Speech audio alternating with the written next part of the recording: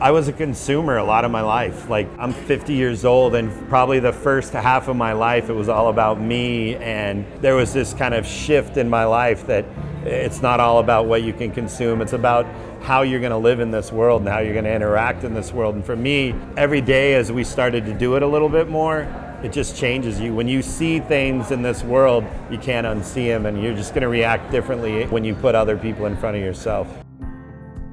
Hope is really about bringing families together, starting conversations, having these over-the-top kind of pancakes and coffees and drinks. We call our breakfast the Disneyland of breakfast. To us, when families come together over a meal, it's the best thing in the world. So we really wanted to have breakfast items that would make you talk and create conversation.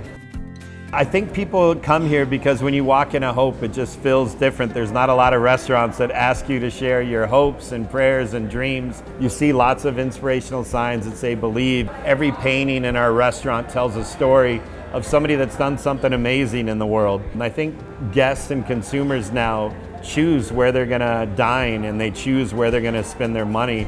And I think they want to make sure that restaurants are in alignment with their core values. And it's really the most important thing that we do. So Hope and prayer cards, we just invite everybody. They're on every table. It just says, we don't care what you believe, we believe in you. If you read some of them, it's, I want a unicorn. And you'll see others that talk about tragedy.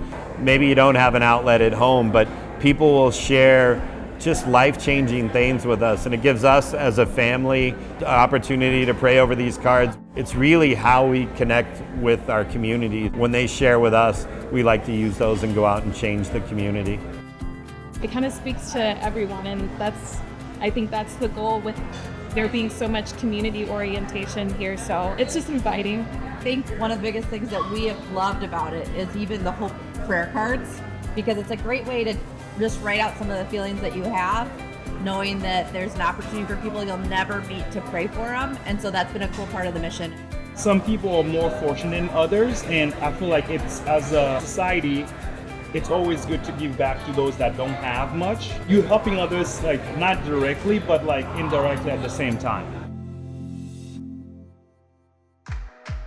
Since 2019, we've fed over 500,000 people free of charge. Every week still, Face to Face picks up meals twice a week for homeless youth. It's how we reach out to our community. People will share things like that they have needs for meals or that they have financial needs, and being a business where we can help with those needs means everything. So a percentage of our sales, it just really depends on the need.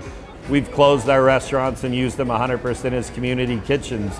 There are days when it calls for 100% of our sales, and then there are just our ongoing giving. So the percentage varies depending on what's going on in the world.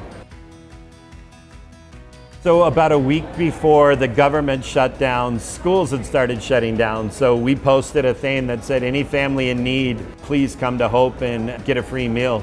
I think over the weekend we had over 10,000 requests, so I had to sit with my wife and our staff and say, we're gonna close our restaurant and turn into a community kitchen. We can't possibly operate. And we were feeding anywhere from 5,000 to 10,000 people every single day. And we did that all throughout COVID.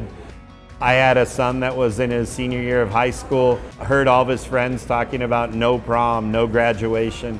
So we did a drive-through prom, and we had hundreds and hundreds of kids. A lot of them had to socially distance, so their dates that they hadn't seen in months pulled up in their family car, got out with their masks on, was all outside. It was heartbreaking, but it was really great. So many of these kids got to have a prom that would have never had a prom.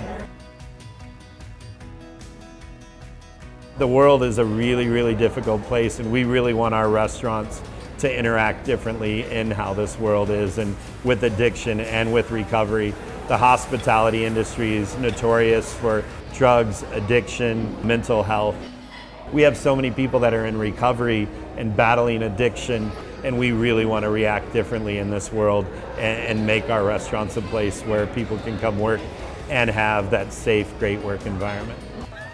Come in, check all the stress and all the madness of life. Check it at the door. Come in here and just turn your brain off for an hour and come in and enjoy.